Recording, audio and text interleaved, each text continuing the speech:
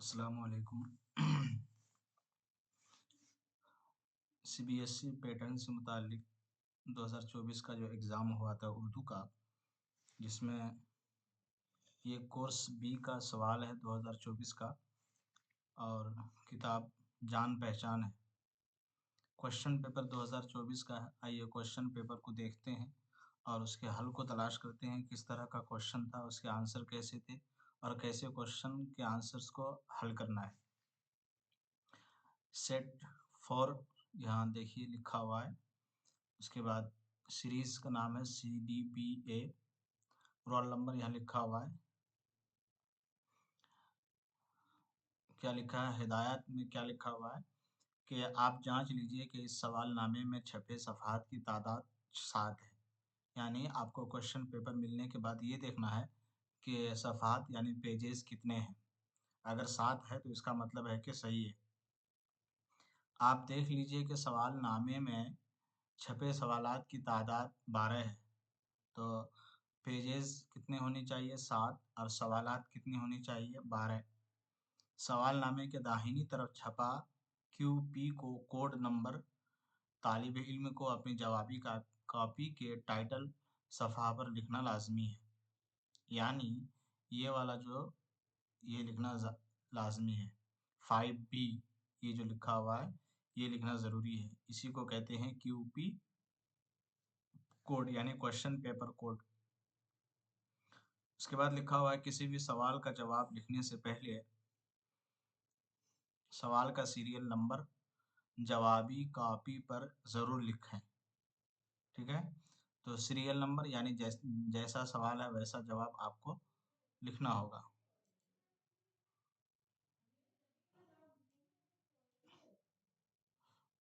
तो ये ले लेते हैं हम।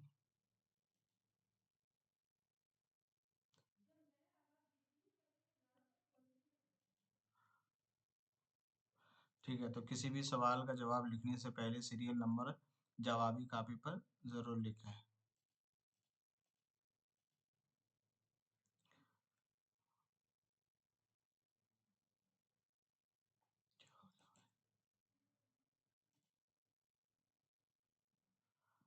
अच्छा, उसके बाद थोड़ा सा वो हो रहा है।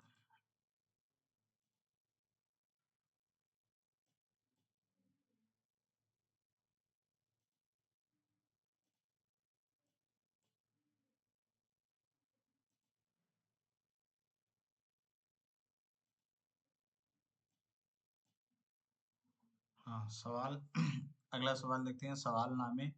सवालनामा पढ़ने के लिए 15 मिनट का वक्त दिया गया है। सवालनामे को सुबह 10:15 बजे तक़सीम किया जाएगा। 10:15 से 10:30 यानी 10:30 बजे तक तलबा सिर्फ सवालनामे पढ़ेंगे और इस वक्फे के दौरान यानी जो वक्त मिला है जवाबी कापी पर कुछ नहीं लिखेंगे। यानी उस वक्त सिर्फ क्या काम रहेगा, सवालनामा खाली सवालात पढ़ने हैं। ठीक है, आप चाहे तो जवाब लिख सकते हैं, उतना कोई ज़्यादा वो नहीं है, लाज़मी नहीं है। उर्दू कोर्स भी, यानी आपने 2 तरह के कोर्स होते हैं। उर्दू का जो पेपर होता है 10th में 2 तरह का होता है। एक कोर्स बी होता है और एक कोर्स ए होता है। तो इसीलिए यहाँ लिखा गया है। इस पर भी ध्यान दीजिएगा कि आपको जो आप किस में हैं, कोर्स बी में है या कोर्स ए में है।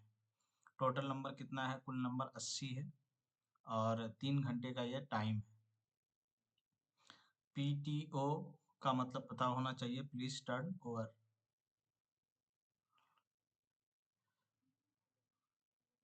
आम हिदायत, इस सवालनामे में कुल 12 सवालात हैं जिनको 4 हिस्सों में तकसीम किया गया है। हिस्सा अलिफ सवाल नंबर 1 ता 2, हिस्सा बे सवाल नंबर 3 ता 6, हिस्सा जीम सवाल नंबर 7 ता 8, हिस्सा दाल सवाल नंबर 9 ता 12। हिदायत के मुताबिक सवालात के जवाब लिखिए। जवाब लिखने से पहले सवाल नंबर जवाबी कॉपी पर ज़रूर लिखें। यानी अगर आपको जो कॉपी मिल रही है जवाब लिखने के लिए, तो वो ज़रूरी है कि आप उस कॉपी में सवाल नंबर ज़रूर लिखें। सवाल का लिखना ज़रूरी नहीं है, सवाल नंबर लिख दें, उससे पता चल जाएगा। सबसे पहला हिस्सा देखते हैं, हिस्सा अलिफ, इबारत फहमी और नस्र फहमी। इबारत का मतलब होता है पैराग्राफ में लिखी हुई जो बातें होती है उसी को इबारत कहते हैं, या पैराग्राफ को इबारत कहते हैं। ठीक है, यानी ये जो तहरीरें हैं इसी को क्या बोलते हैं, इबारत कहते हैं। फहमी का मतलब होता है समझना, इबारत फहमी मतलब समझना, जो लिखा हुआ है उन चीज़ों को समझना। नस्र फहमी, नस्र का मतलब होता है जो शायरी ना हो, कहानी टाइप हो, उसी को बोलते हैं नस्र को समझना। ये कहानी को समझना यानी जो बातें लिखी हुई है क्या आप उसे समझ पा रहे हैं या नहीं पा रहे हैं, तो ये इंग्लिश में उसको रीडिंग एंड कॉम्प्रिहेंशन कहते हैं उसको। मंदरजा झैल दरसी, नसरी और शेरी इक़्तिबासात को गौर से पढ़िए और उनसे मुताल्लिक़ सवालात के जवाब लिखिए। दरसी, नसरी यानी आपके ये सिलेबस में आपके निसाब में जो निसाब में 2 हिस्से की आपने किताबों में पढ़ी होगी, एक शायरी का हिस्सा और एक नस्र का हिस्सा। शायरी के अलावा जो चीज़ें हैं वो नस्र का हिस्सा है। तो दोनों के इक़्तिबासात हैं, दोनों के पैराग्राफ दिए गए हैं, शायरी का भी और नस्र का भी, और फिर सवालात हल कीजिए। सबसे पहले हम इबारत को अच्छे से पढ़ेंगे। डॉक्टर अंबेडकर ने मुल्क से छूत-छात और ज़ात-पात की तफ़रीक़ मिटाने के लिए कोशिशें शुरू कर दीं। छूत-छात की इस लानत ने मुल्क को काफ़ी नुकसान पहुँचाया। उसकी वजह से मुल्क का एक बड़ा तबक़ा गुर्बत और जहालत का शिकार रहा। अंबेडकर ने अपने जैसे कमज़ोर इंसानों पर होने वाले ज़ुल्म और नाइंसाफ़ियों के खिलाफ़ आवाज़ उठाई। गाँव-गाँव और शहर-शहर जाकर लोगों को बेदार किया, उनके दिल से खौफ दूर किया, यानी डर दूर किया, और उनमें खुद एतमादी पैदा की। खुद एतमादी को बोलते हैं अपने ऊपर भरोसा करना। डॉक्टर अंबेडकर का ख़्याल था कि समाज में बाइज़्ज़त ज़िंदगी गुज़ारने के लिए तालीम बेहद ज़रूरी है। तालीम बहुत सी बुराइयों को ख़त्म कर देती है। उन्होंने कमज़ोर तबकों की तालीम के लिए कई इदारे कायम किए, स्कूल और कॉलेज खोले, मर्दों के साथ औरतों की तरक्की पर भी तवज्जो दी। उनके लिए समाज में बराबर के हुकूक की वकालत की। किसने? डॉक्टर भीमराव अंबेडकर ने। ये पैराग्राफ था, ये इक़्तिबास था। अब देखते हैं इससे सवालात किस तरह के आए हैं। सबसे पहला सवाल है, डॉक्टर अंबेडकर ने किस काम की कोशिश की? तो जवाब यहाँ लिखा हुआ है, डॉक्टर अंबेडकर ने मुल्क से छूत-छात और ज़ात-पात की तफ़रीक़ मिटाने की कोशिशें शुरू कर दी। ठीक। अगला सवाल है, मुल्क का एक तबक़ा गुर्बत और जहालत का शिकार क्यों हुआ? छूत-छात की इस लानत ने मुल्क को काफ़ी नुकसान पहुँचाया। उसकी वजह से मुल्क का एक बड़ा तबका गुर्बत और जहालत का शिकार रहा। किसकी वजह से? छूत-छात की वजह से मुल्क का एक बड़ा तबका गुर्बत और जहालत का शिकार रहा। डॉक्टर अंबेडकर के ज़ुल्म के खिलाफ आवाज़ उठाने से लोगों को क्या फ़ायदा हुआ? फ़ायदा क्या हुआ कि गाँव-गाँव और शहर-शहर जाकर लोगों को बेदार किया, उनके दिल से खौफ़ दूर किया और उनमें खुद एतमादी पैदा की। तो ज़ुल्म के खिलाफ आवाज़ उठाने से लोगों को क्या फ़ायदा हुआ? लोगों को सबसे बड़ा फ़ायदा ये हुआ कि खुद पर भरोसा हुआ। ये जानकारी हुई कि हम भी कोई हैं, मुझे कोई चीज़ करना है। तो यहाँ इसका जवाब है कि डॉक्टर अंबेडकर के ज़ुल्म के खिलाफ आवाज़ उठाने से लोगों के अंदर खुद एतमादी बहाल हुआ, पैदा हुआ। समाज में बाइज़्ज़त ज़िंदगी गुज़ारने के लिए क्या ज़रूरी है? तो बाइज़्ज़त ज़िंदगी गुज़ारने के लिए समाज में क्या ज़रूरी है? तो सबसे पहले हम इस लफ्ज़ को देखेंगे कि बाइज़्ज़त कहाँ पर आया हुआ है।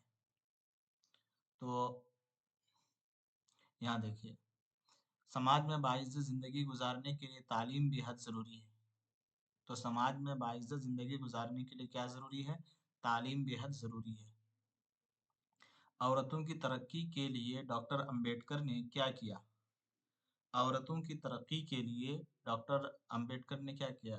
स्कूल और कॉलेज खोले, जैसे कि यहाँ लिखा हुआ है। उन्होंने कमज़ोर तबकों की तालीम के लिए कई इदारे कायम किए, स्कूल और कॉलेज खोले, मर्दों के साथ-साथ औरतों की तरक्की पर भी तवज्जो दी। ठीक है? तो औरतों की तरक्की के लिए उन्होंने इदारे कायम किए, स्कूल और कॉलेज खोले। ठीक है? अगले पैराग्राफ की तरफ आते हैं। जंग तो खुद एक मसला है, जंग क्या मसलों का हल देगी, आग और खून आज बख्शेगी, भूख और एहतियाज कल देगी। इसलिए ए शरीफ इंसानों, जंग टलती रहे तो बेहतर है, आप और हम सभी के आंगन में शमा जलती रहे तो बेहतर है। ठीक है, इस नज़्म के शायर का नाम लिखिए। तो इस नज़्म के शायर का नाम क्या है? क्योंकि ये इक़्तिबास इससे है, क्या नाम, किताब से है, और किताब से जो सवाल किया गया है, अगर आपने पढ़ा होगा कि जंग तो खुद एक मसला है, तो इसका जवाब आपको मिल जाएगा। अभी आपको हम बताए दे रहे हैं, तब तक आप सोचिए कि इसका जवाब क्या हो सकता है। इस नज़्म के शायर का नाम लिखिए। तो इस नज़्म के शायर का नाम क्या है? आपको याद रखना होगा कि इस नज़्म के शायर का नाम क्या है।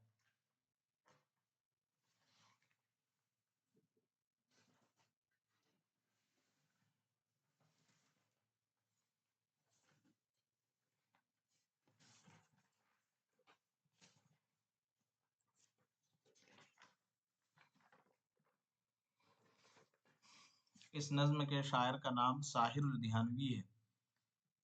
दूसरा सवाल है, जंग क्या है? जंग खुद जंग खुद एक मसला है। जंग क्या बख्शेगी? आग और खून बख्शेगी। शमा कहाँ जलना बेहतर है? शमा आंगन में जलना बेहतर है। इस नज़्म में शायर किससे मुखातब है? इस नज़्म में शायर शरीफ इंसानों से मुखातब है। जैसे लिखा ना, इसलिए ए शरीफ इंसानों, तो शरीफ इंसान से शायर क्या है? मुखातब है, उसी से बात कर रहा है।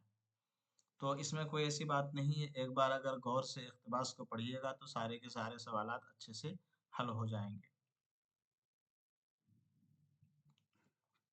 दर्ज झेल गैर दरसी नसरी और शेरी इक़्तिबासात को गौर से पढ़िए और उन पर मबनी सवालात के जवाबात लिखिए। यानी गैर दरसी, नसरी और शेरी इक़्तिबासात को गौर से पढ़िए, यानी जो इक़्तिबास दिया गया है इसको पढ़िए और उससे जो सवालात बने हैं उसका जवाब दीजिए। क्या है सवाल? अरबी फ़ारसी अल्फाज ने न सिर्फ़ उर्दू ज़बान के ज़ख़ीरे में इज़ाफ़ा किया, बल्कि ख़यालात में वसअत भी पैदा कर दी, जिससे उसका हुस्न दुबाला हो गया, यानी उसकी खूबसूरती बढ़ गई और वह ज़्यादा वसी और कारआमद बन गई। मगर असल बुनियाद जिस पर वह कायम है, हिंदी ही है। महज़ गैर ज़बानों के अस्मा व सिफ़ात के इज़ाफ़े से उसके हिंदी होने में मुतलक फ़र्क नहीं पड़ता। मसलन आजकल बहुत से अंग्रेज़ी लफ्ज़ दाखिल होते जाते हैं, लेकिन उससे ज़बान की असलियत पर कुछ असर नहीं आ सकता। गरज़ ये ज़बान मुख्तलिफ़ हैसियतों से ऐसी कबूल सूरत हुई कि उसकी तरक्की में शुबा नहीं हो सकता। ये मुश्किल पैराग्राफ है, लेकिन इसको हल करते हैं। पहला सवाल है, ख़यालात में किसने वसअत पैदा की? तो अरबी और फ़ारसी ज़बान ने क्या किया के ज़ख़ीरे ने ख़यालात में वसअत पैदा की। उर्दू ज़बान के ज़ख़ीरे में इज़ाफ़ा किया, बल्कि ख़यालात में वसअत पैदा कर दी। कौन? अरबी फ़ारसी के अल्फाज ने ख़यालात में वसअत पैदा की। उर्दू की असल बुनियाद किस ज़बान पर है? तो उर्दू की असल बुनियाद किस पर है? हिंदी ही पर है। उर्दू की उर्दू की असल बुनियाद जिस ज़बान पर कायम है वह हिंदी है। यानी किस ज़बान पर है? हिंदी ज़बान पर। गैर ज़बानों के अल्फाज दाखिल होने से क्या नहीं हो सकता? गैर ज़बानों के अस्मा व सिफ़ात के इज़ाफ़े से उसकी हिंदी होने में मुतलक फ़र्क नहीं पड़ता है। ज़बान की असलियत पर किस बात से फ़र्क नहीं पड़ता? तो ज़बान की असलियत पर कुछ असर नहीं आ सकता। यानी अंग्रेज़ी लफ्ज़ दाखिल होते जाते हैं, लेकिन उससे ज़बान की असलियत पर क्या होता है? फ़र्क नहीं पड़ता है। किस चीज़ में शुबहा नहीं हो सकता है? किस चीज़ में शुबहा नहीं हो सकता है? यहाँ उसका जवाब देखते हैं। गरज़ ये ज़बान मुख्तलिफ़ हैसियतों से ऐसी कबूल सूरत हुई कि उसकी तरक्की में शुबहा नहीं हो सकता है। यानी उर्दू ज़बान की तरक्की होने में कोई शुबहा नहीं हो सकता है कि कोई दूसरी ज़बान के अल्फ़ाज़ अगर इसमें दाखिल हो जाए, तो उर्दू की तरक्की में कोई दिक्कत और परेशानी नहीं हो सकती है।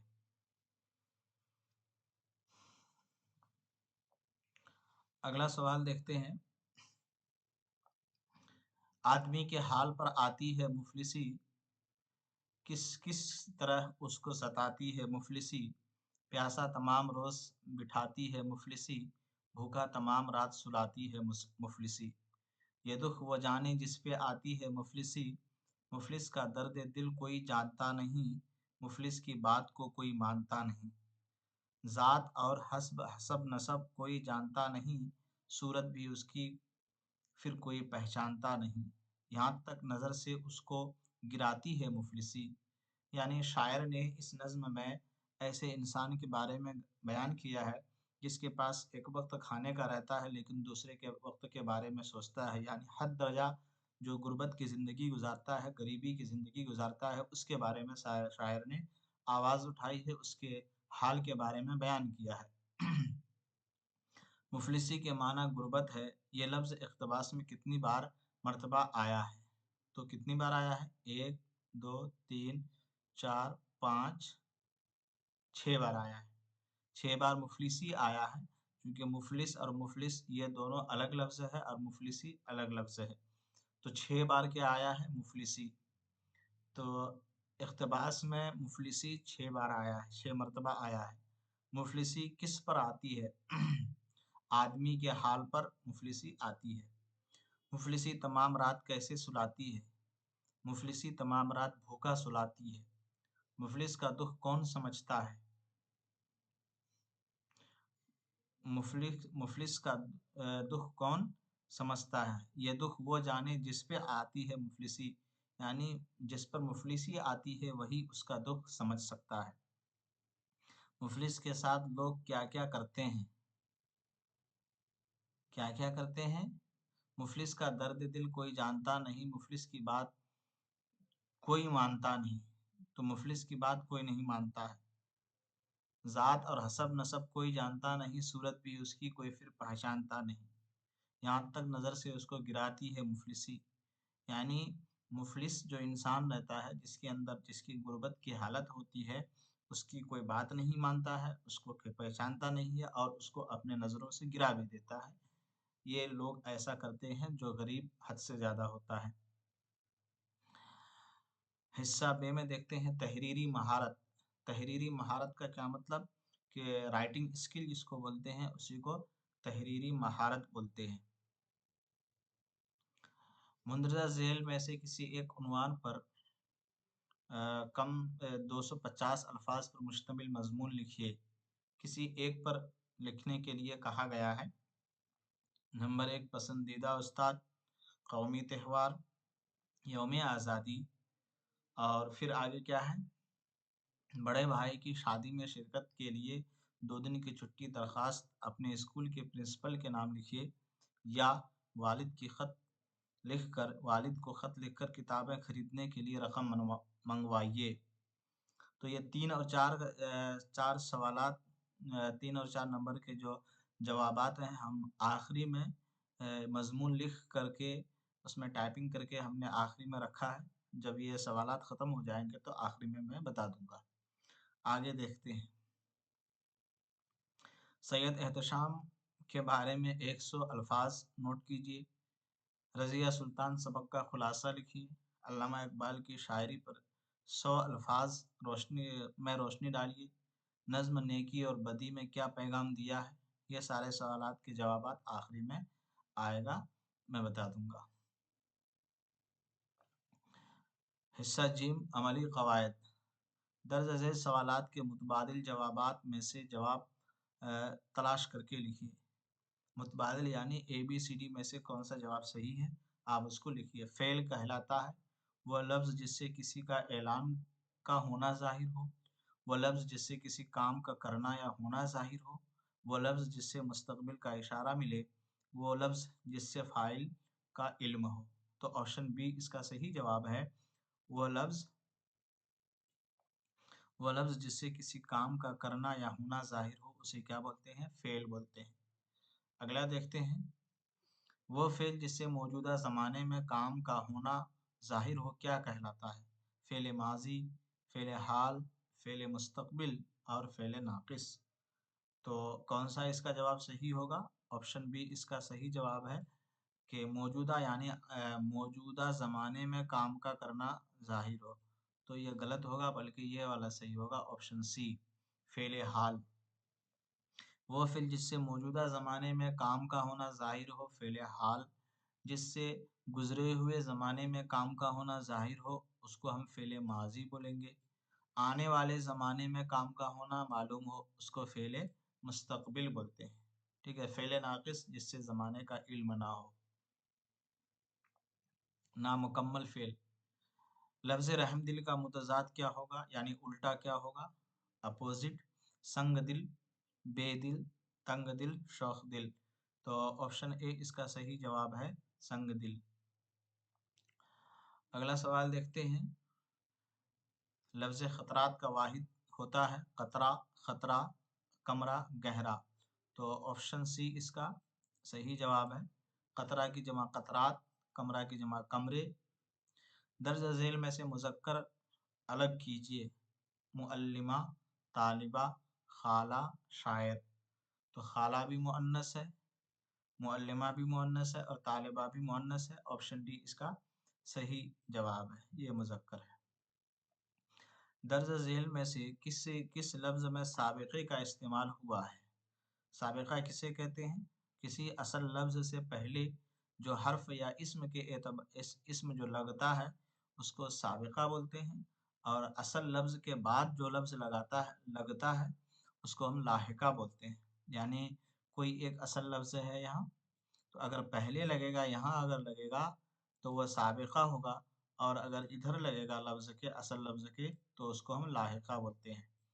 تو سین سے سابقہ اور لام سے لاحقہ۔ ٹھیک ہے، اس کو پہچاننے کا طریقہ کیا ہے کہ الف سے لے کر کے یا تک اگر آپ ترتیب سے یاد کیجئے گا تو سین پہلے آئے گا اور لام بعد میں آئے گا۔ ٹھیک ہے، تو اگر اصل لفظ سے پہلے آئے گا تو سابقہ، اور اصل لفظ کے بعد میں آئے گا تو لاحقہ۔ جیسے کہ یہاں دیکھتے ہیں، درج ذیل میں سے کس لفظ میں سابقے کا استعمال ہوا ہے، یعنی یہ بتانا چاہتا ہے کہ لفظ سے پہلے، اصل لفظ سے پہلے۔ تو یہاں دیکھ لو، غیرت مند، روشن دان، دولت مند، ہم جماعت۔ تو اب دیکھو کہ ایک بات تو یہ ہے کہ پہچاننے کا طریقہ کیا ہے کہ اصل لفظ کو ہم کیسے پہچانیں گے؟ تو جس لفظ کے ساتھ سابقہ یا لاحقہ لگا ہوا رہتا ہے، آپ اس لفظ کو دوسری جگہ جملوں میں استعمال کر کے دیکھیے، پتہ آ جائے گا کہ وہ لفظ الگ الگ جملوں میں کیسے استعمال ہوتا ہے۔ تو جیسے کہ یہاں لکھا ہوا غیرت مند، تو اب آپ دیکھیے کہ یہاں غیرت اصل ہے یا مند ہے؟ مند اصل ہے۔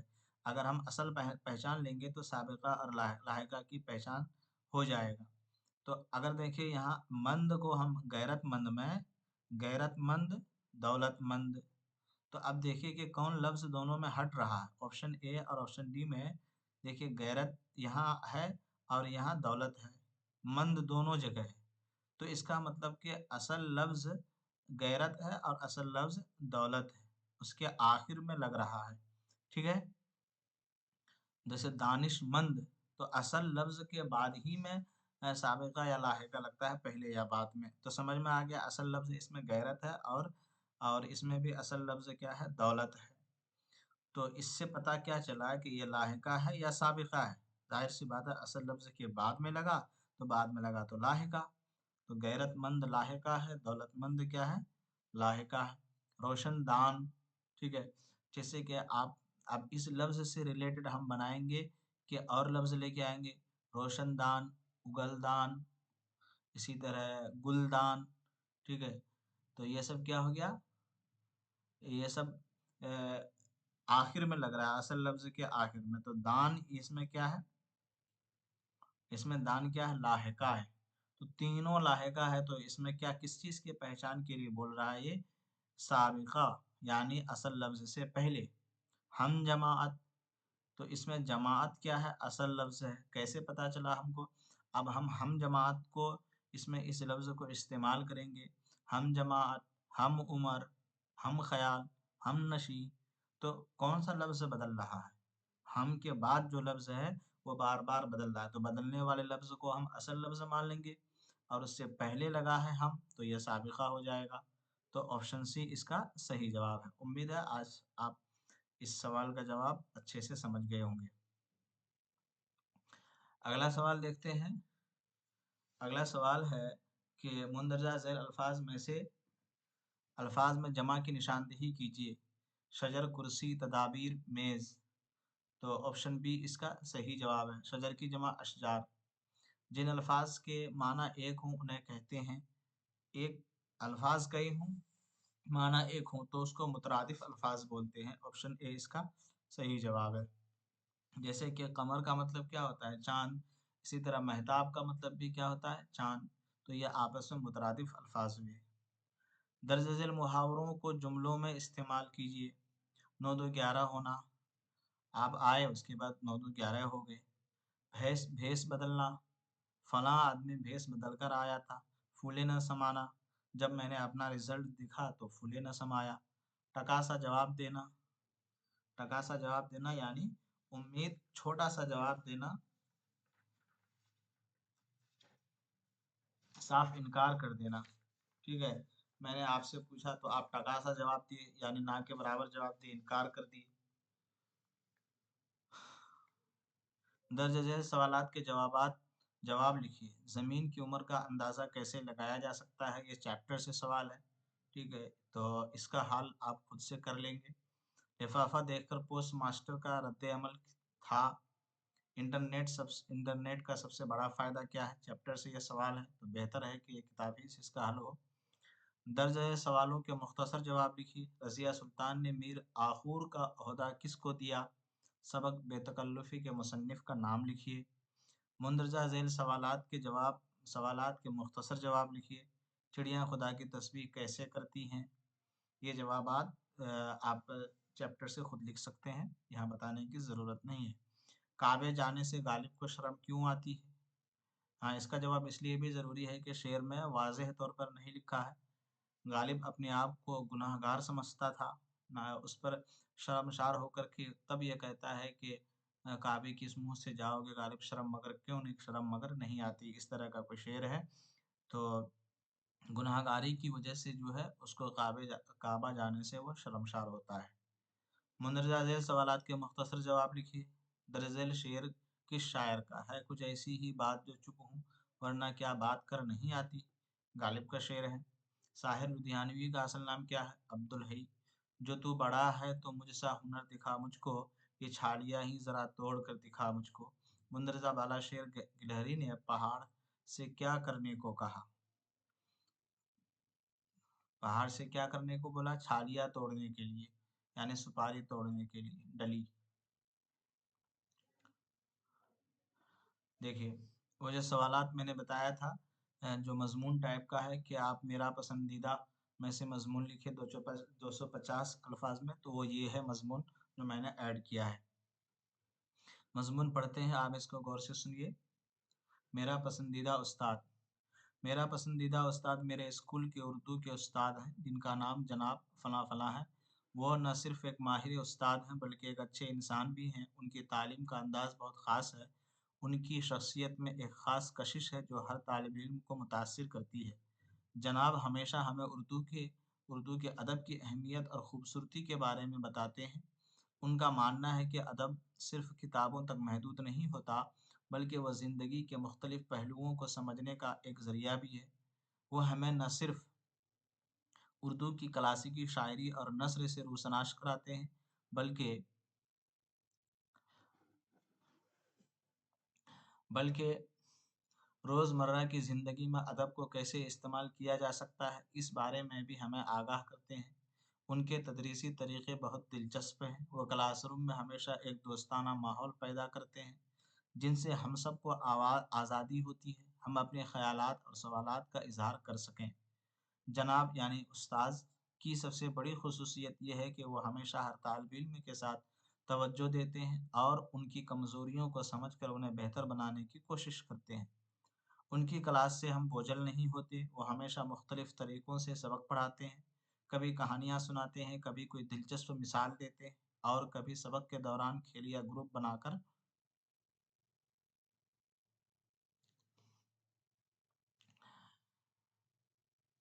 बात भी करते हैं। उसके अलावा वो हमेशा हमें अखलाकी तालीम भी देते हैं और हमें ये सिखाते हैं कि अदब न सिर्फ़ ज़बान की खूबसूरती का नाम है, बल्कि इंसानियत और तहज़ीब के जज़्बात को उजागर करता है। जनाब न सिर्फ़ एक उस्ताद हैं, बल्कि एक बेहतरीन रहनुमा भी हैं। वो हमेशा हमें अपनी मेहनत और ईमानदारी के ज़रिए कामयाबी हासिल करने की तरग़ीब देते हैं। उनका कहना है कि कामयाबी सिर्फ़ इल्म में नहीं बल्कि इंसान के किरदार में होती है।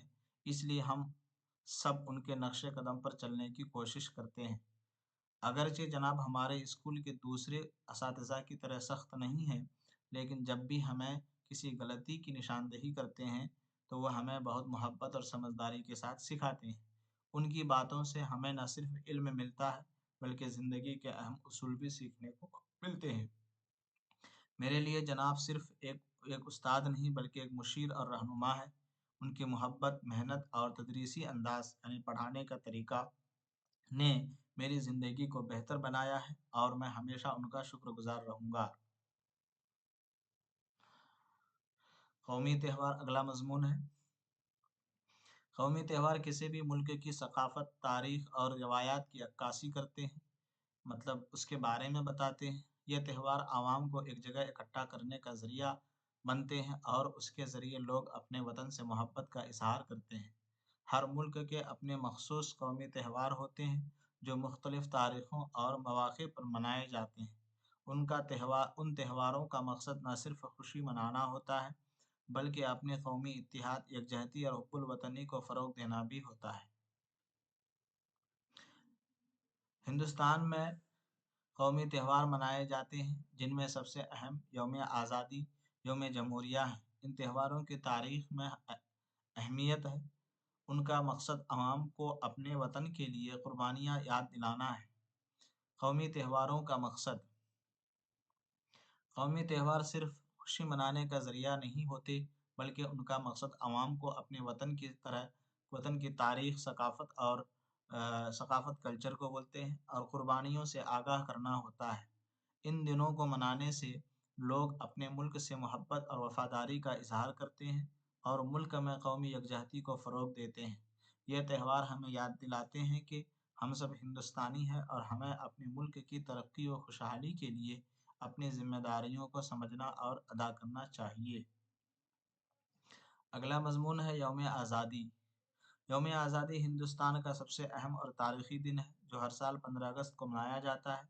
ये दिन हिंदुस्तान की आज़ादी का दिन है, जब 15 अगस्त 1947 को हिंदुस्तान ने बरतानवी राज से आज़ादी हासिल की और एक खुद मुख्तार रियासत के तौर पर दुनिया के नक्शे पर उभरा। यौम आज़ादी न सिर्फ़ एक खुशी का मौका होता है, बल्कि ये दिन हिंदुस्तान के अवाम के लिए कुर्बानियों, जिद्दोजहद और आज़ादी की कीमत को याद करने का दिन भी होता है। हिंदुस्तान की आज़ादी की जद्दोजहद एक तवील और कठिन सफ़र पर मबनी थी, जिसकी शुरुआत अंग्रेज़ों की हिंदुस्तान में कदम जमाने के बाद हुई। अंग्रेज़ों के खिलाफ मुख्तलिफ़ तबक़ात ने मज़ाहमत की और आज़ादी की तहरीकों का आगाज़ किया। इब्तदाई तौर पर 1857 की पहली जंग आज़ादी हुई, जिसे बाज़ लोग सिपाहियों की बगावत भी कहते हैं, मगर उसमें कामयाबी हासिल न हो सकी। ताहम आज़ादी की तहरीक ने 20वीं सदी के शुरू में ज़ोर पकड़ा, जब महात्मा गांधी की क़यादत में अदम तशद्दुद की तहरीक शुरू हुई। गांधी जी ने हिंदुस्तानी अवाम को बरतानवी साम्राज्य यानी हुकूमत के खिलाफ सच्चाई, मोहब्बत और अदम तशद्दुद के उसूल पर अमल पैरा होने की तरगीब दी।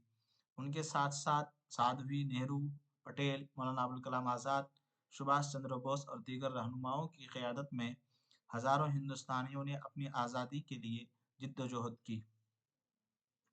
महात्मा गांधी की क़यादत में सत्याग्रह, हिंदुस्तान छोड़ो जैसी अहम इक़दामात ने बरतानवी हुकूमत के खिलाफ अवामी बगावत को तक़वियत दी। बिलाखिर 15 अगस्त 1947 को हिंदुस्तान ने आज़ादी हासिल की, जब बरतानिया ने हिंदुस्तानी सब कॉन्टिनेंट को दो हिस्सों में तकसीम किया और हिंदुस्तान और पाकिस्तान को अलग अलग आज़ाद रियासतें यानी मुल्क दे दी। यौम आज़ादी की अहमियत। यौम आज़ादी हिंदुस्तान के लिए एक नहायत अहम दिन है, क्योंकि ये दिन उस मुल्क की हज़ारों साल की तारीख़ में एक संग मील साबित हुआ। उस दिन न सिर्फ़ हिंदुस्तान को आज़ादी दी, बल्कि अवाम को अपने हुकूक़ की अहमियत और कौम की फ़लाह व बहबूद के लिए जिद्दोजहद की ज़रूरत का भी शऊर दिया। یہ دن ہندوستانی قوم کے اتحاد، رواداری اور اجتماعی محنت کی عکاسی کرتا ہے۔ یہ دن ہمیں یاد دلاتا ہے کہ آزادی ایک قیمتی دولت ہے جسے حاصل کرنے کے لیے ہمارے بزرگوں نے خون پسینہ اور اپنی زندگیوں کا نذرانہ پیش کیا۔ اس دن کو منانے سے ہم اپنی تاریخ کو ان قربانیوں کو یاد کرتے ہیں تاریخ کی ان قربانیوں کو یاد کرتے ہیں جو ہمیں ایک آزاد اور خود مختار ہندوستان دینے کے لیے دی گئیں۔ ہندوستان میں یوم آزادی کی تقریبات ہر سال 15 اگست کو بڑے جوش و جذبے سے منائی جاتی ہیں۔ ملک بھر میں مختلف تقریبات، تقاریب اور ایونٹس کا انعقاد کیا جاتا ہے، لیکن سب سے اہم تقریب دہلی کے لال قلعے پر ہوتی ہے، جہاں وزیر اعظم بھارت اپنے خطاب میں قوم کو آزادی کی اہمیت اور ہندوستان کی ترقی کی راہوں پر روشنی ڈالتے ہیں۔ اس دن پرچم کشائی کی جاتی ہے، جھنڈا فہرایا جاتا ہے اور بھارتی فوج کا اعزازی پریڈ بھی ہوتا ہے۔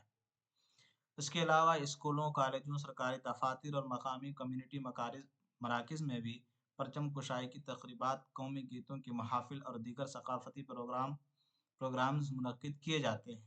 بچے اسکولوں میں قومی گیت گاتے ہیں اور آزادی کے موضوع پر تقاریر کرتے ہیں۔ پورا ملک رنگین پرچموں، چراغوں اور خوشیوں سے سجا ہوتا ہے اور لوگ اپنے وطن کے لیے اپنے جذبات کا اظہار کرتے ہیں۔ آگے درخواست دیکھتے ہیں۔ درخواست لکھنے کا طریقہ بتایا جاتا ہے۔ سب سے پہلے تاریخ لکھنا ہے، اس کے بعد پرنسپل یا پرنسپل صاحبہ کو مخاطب کرتے ہوئے اسکول کا نام و پتہ لکھنا ہے۔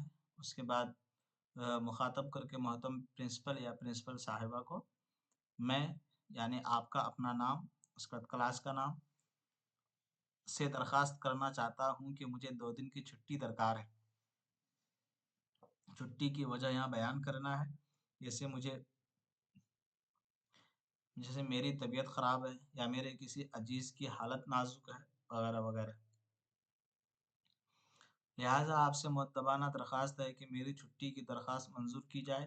میں وعدہ کرتا ہوں یا کرتی ہوں کہ ان چھٹیوں کے دوران میں اپنے کام کاج کی کمی کو جلد پورا کر لوں گا۔ آپ کی مہربانی ہوگی اگر آپ میری درخواست پر غور فرمائیں اور مجھے چھٹی منظور کریں۔ آپ کی عنایت کا منتظر رہوں گا یا رہوں گی۔ آپ کا مخلص، نام، رول نمبر، کلاس کا نام۔ خط۔ سب سے پہلے محترم والد صاحب، السلام علیکم، ایسے خط لکھنا ہے۔ امید ہے آپ بخیریت ہوں گی اور اللہ کی رحمتیں آپ کے ساتھ ہوں گی۔ میں یہاں اپنے اسکول کی مصروفیات میں مصروف ہوں اور الحمدللہ سب کچھ بخوبی چل رہا ہے۔ آپ کی دعاؤں کی بدولت میری پڑھائی بھی ٹھیک جا رہی ہے اور میں اپنی کوششیں جلدی جاری رکھے ہوئے ہوں۔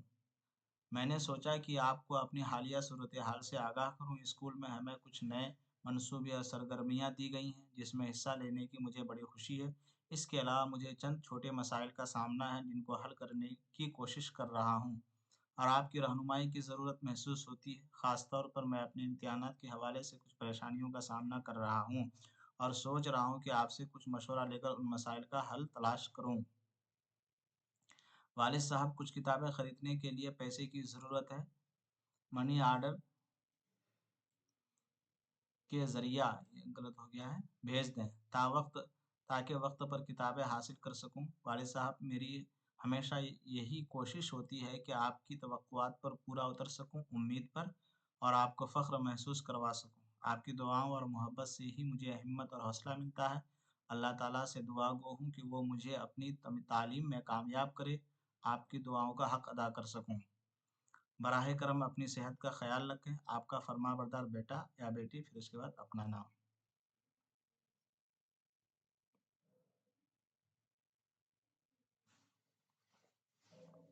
اس کے بعد سید احتشام حسین کے بارے میں لکھنا ہے۔ یہ ضروری نہیں ہے۔